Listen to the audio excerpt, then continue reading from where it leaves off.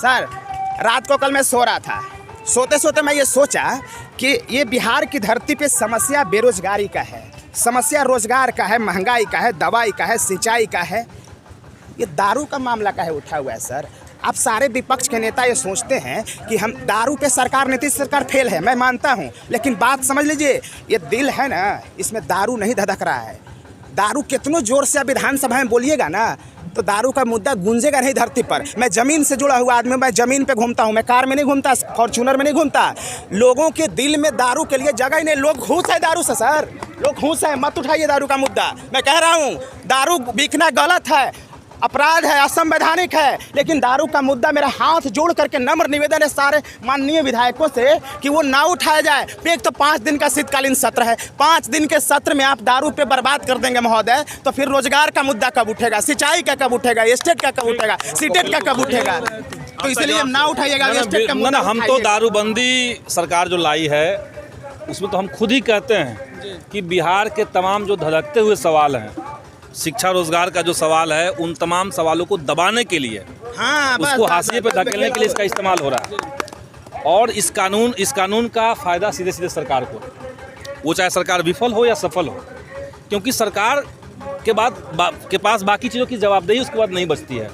जैसे कल ही सदन में आप समझिए इतने महत्वपूर्ण सवाल जिसमें बिहार के करीब 10 लाख से ज़्यादा जो नौजवान हैं वो प्रभावित थे, उसका जवाब मंत्री ने गलत दिया। मैंने पूछा कि आप टीचर के ये जो 3-4 बहालियाँ हैं, सीटेट की बहाली है, स्टेट 19 की बहाली है, स्टेट 11 की बहाली है, ये सारी बहालियाँ जो हैं वो पेंडिंग पड़ी हुई हैं। सरकार का क्या रवैया है, सरकार क्या चाहती है? इस पर तो कोई हंगामा नहीं हुआ। एक बोतल मिला उस पर इतना हंगामा हुआ। हाँ, बिल्कुल। तो उस बोतल का नौजवान क्या करे? क्या करे? तो सब लोग जान ही रहा है कि शराबबंदी फेल है, लेकिन शराबबंदी फेल है इसको लेकर के सिर्फ सरकार को घेरना है, या बिहार में आज शैक्षणिक व्यवस्था की हालत क्या है? मगध यूनिवर्सिटी के वीसी जो हैं करप्शन में पकड़ा है, छुट्टी दे दिया गया है, जेल नहीं भेजा गया है। मिथिला यूनिवर्सिटी, ललित नारायण मिथिला यूनिवर्सिटी के जो वाइस चांसलर हैं, दुनिया भर के करप्शन के सबूत उनके खिलाफ मिल चुके हैं, राजभवन से सीधा संपर्क उनका है, इस पर हंगामा नहीं हो रहा है। उनको उल्टा जो है वो चांसलर अवार्ड दे दिया गया, यहाँ आर्यभट्ट यूनिवर्सिटी का वाइस चांसलर बना दिया गया, पाटलिपुत्रा यूनिवर्सिटी के भी चांसलर बने हुए थे, वाइस चांसलर बने हुए थे प्रभारी, तो उनको तो उल्टा अवार्ड मिल रहा है।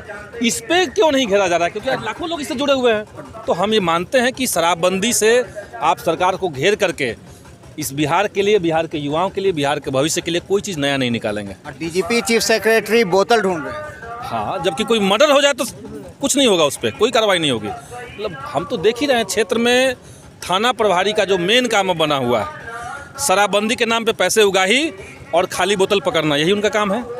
क्राइम हो रहा है, हत्याएं हो रही है, मर्डर हो रहा है, उस पर कोई जवाबदेही नहीं है। आज देखिए इसमें एक प्रावधान है कि आप विशेषाधिकार हनन, क्योंकि एक विधायक को ये अधिकार होता है कि हम जो बात जनता का पूछें, हमको उसका जवाब सही मिले। हमारा एक विशेष अधिकार हुआ, तो हम विशेषाधिकार हनन का एक आरोप लगा रहे हैं, लेकिन सरकार और जो विधानसभा के स्पीकर हैं वो उसको टेबल करेंगे तभी।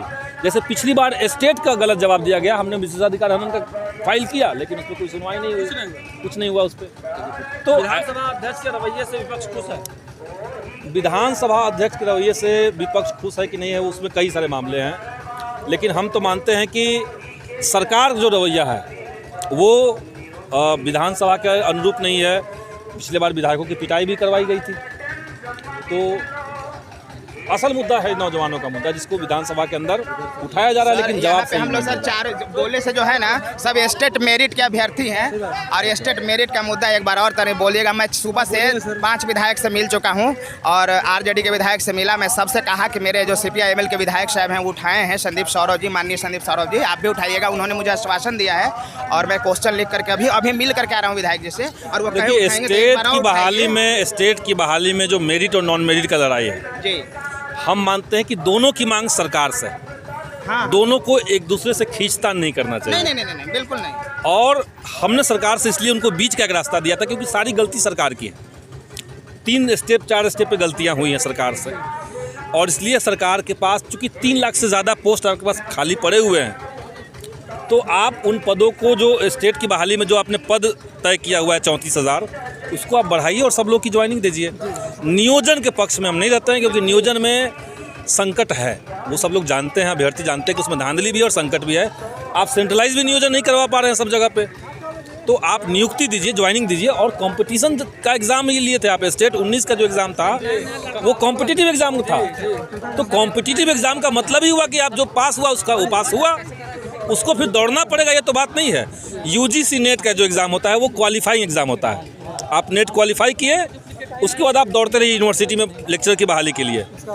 लेकिन जो कॉलेज के अंदर जो कंपटीशन होता है एडमिशन के लिए, आपको होने के बाद दौड़ना नहीं है, आपको सीधे एडमिशन मिलता है, ये बात है। तो संदीप सौरभ ने साफ तौर से एसटीईटी और शिक्षक नियोजन को लेकर सवाल उठाए और अभ्यर्थियों के हक की बात की है सदन में। उन्होंने पहले भी सवाल उठाए थे, अब देखना है कि उनकी आवाज़ सदन में गूंज चुकी है, अब उसका असर सरकार पर कितना पड़ता है और इस तरह के मुद्दों पर आगे सरकार क्या निर्णय लेती है। आप बने रहें हमारे साथ, देखते रहे हमारा वीडियो। अगर आपको हमारा वीडियो पसंद आता है तो हमारे चैनल को ज़रूर सब्सक्राइब करें, फेसबुक के जरिए देखना है पेज लाइक करें, साथ ही ट्विटर हैंडल पर हमें फॉलो ज़रूर करें। धन्यवाद।